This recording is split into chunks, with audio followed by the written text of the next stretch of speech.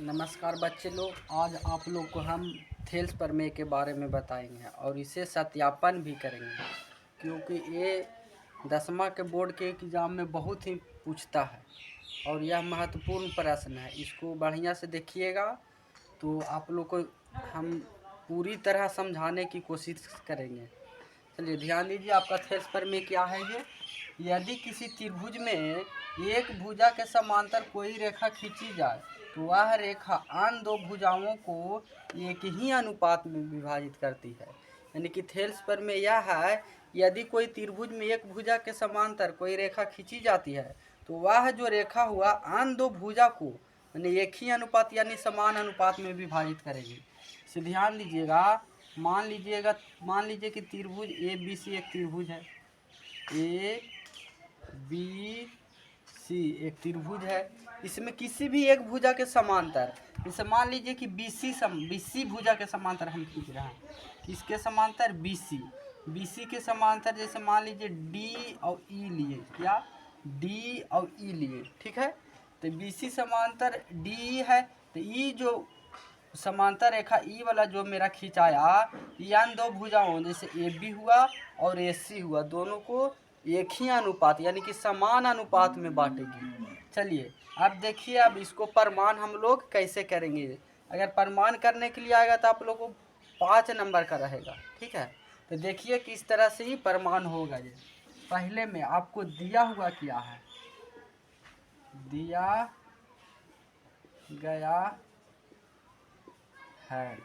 दिया गया है कि आपका एक भुजा के समांतर है, माने कोई रेखा, यानी कि बीसी के समांतर आपका डी है, ठीक है। अब सीध क्या करना है आपका,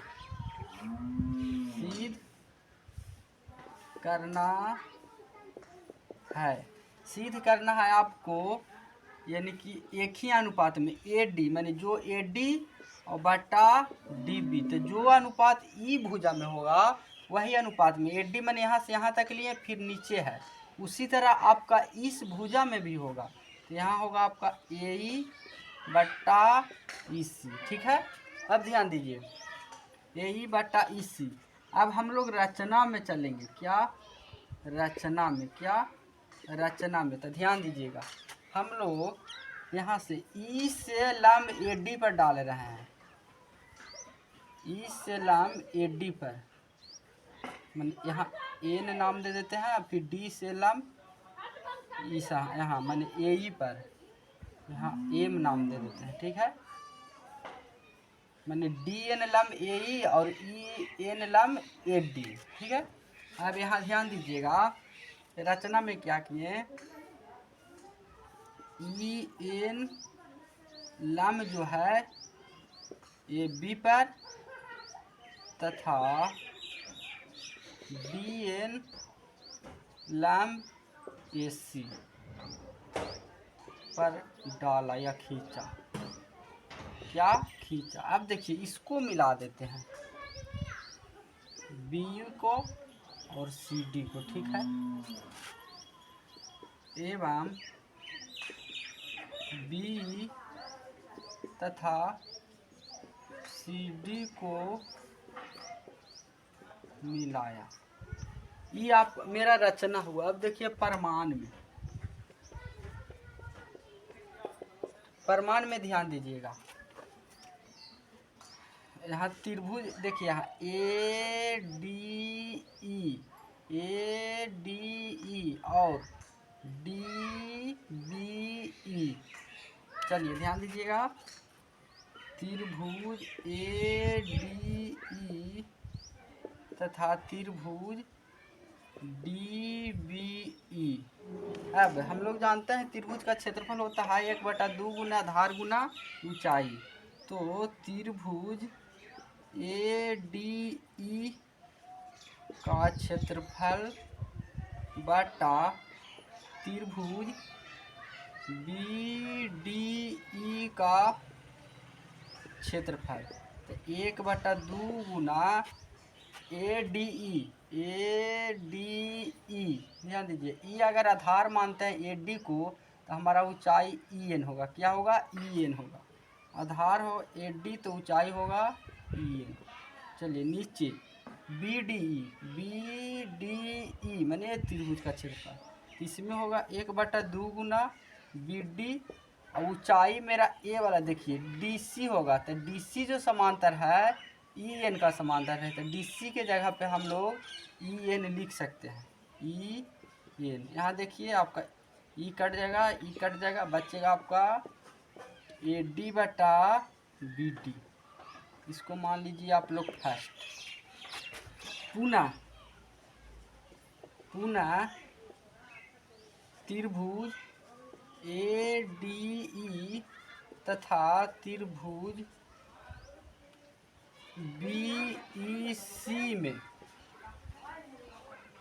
त्रिभुज ADE का क्षेत्रफल बटा त्रिभुज BEC का क्षेत्रफल 1/2 ADE। अब आधार हम लोग मानेंगे AE को, किसको मानेंगे AE को, तो मेरा लंब हो जाएगा DM 1/2 गुना AE गुना DM बट्टा 1/2 गुना EC गुना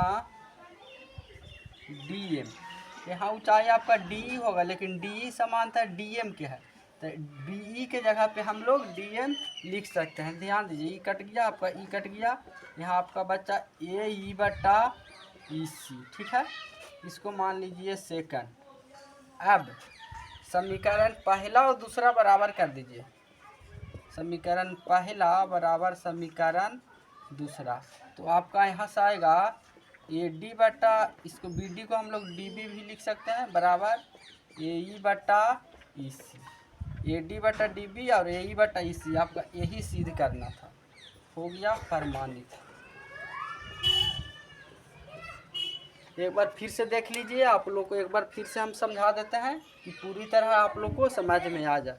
पहले तो आप लोग का लिखना रहेगा कि थेल्स प्रमेय क्या है, तो थेल्स प्रमेय लिखना अगर होगा तो आप लोग का लिखना है किसी भी त्रिभुज में यदि एक भुजा के समांतर कोई रेखा खींची जाती है तो वह रेखा दो भुजा जो बचा उसको समान अनुपात में विभाजित करेगा। क्या में समान अनुपात या एक ही अनुपात में आपको विभाजित करेगा। ठीक है, अब इसमें रचना क्या की अति दिया हुआ क्या था, तो बोला कि एक भुजा के समांतर, क्या एक भुजा के समांतर यानी कोई भुजा के समांतर, जैसे BC के समांतर DE हुआ। ठीक है, BC के समांतर आपका D दिया गया है। अब हमें सिद्ध करना था कि ये दो भुजा को एक ही अनुपात में बांटते हैं, यानी कि AD/DB और AE/EC।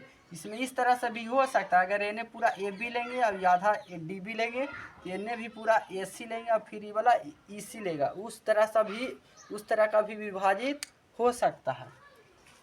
रचना में क्या किए, तो रचना में हम लोग EN लंब डालें AB, फिर DM लंब डालें AC और DC और BU को मिला दिया। ठीक है, फिर अब प्रमाण में तो त्रिभुज ADE का क्षेत्रफल बटा DBE का क्षेत्रफल, तो त्रिभुज का क्षेत्रफल हम लोग जानते हैं 1/2 गुना आधार गुना ऊंचाई, तो अगर आधार हम ऊंचाई EN को मानते हैं तो आधार मेरा AD हो जाएगा, तो 1/2 गुना AD गुना EN। ठीक है, फिर इसमें 1/2 गुना आधार अगर DB है तो ऊंचाई ए वाला CD होगा, लेकिन CD समांतर है EN का, तो CD के जगह पे हम EN लिख दिए। फिर यहाँ से अब मेरा कट छट के AD/BD या इसको हम लोग DB भी लिख सकते हैं, DB यहाँ हो गया। अब उसी प्रकार दूसरा में भी चलेंगे, त्रिभुज इसमें और त्रिभुज BEC में, इसमें भी मेरा ही आ जाएगा AE/EC। फिर दोनों को बराबर कर दीजिए, आपका ये AD/DB और AE/EC सिद्ध हो गया। यही आप लोग का सिद्ध करना था। आशा करते हैं कि आप लोग को समझ में आ गया होगा। अब अगला हम जो वीडियो बनाएंगे थेल्स प्रमेय के आधारित प्रश्न, मैंने किस तरह से आप लोग को प्रश्न पूछता है उसका वीडियो बनाएंगे, अब अपलोड करेंगे। चलिए आज तक के लिए यही हो गया। जय हिंद, जय भारत।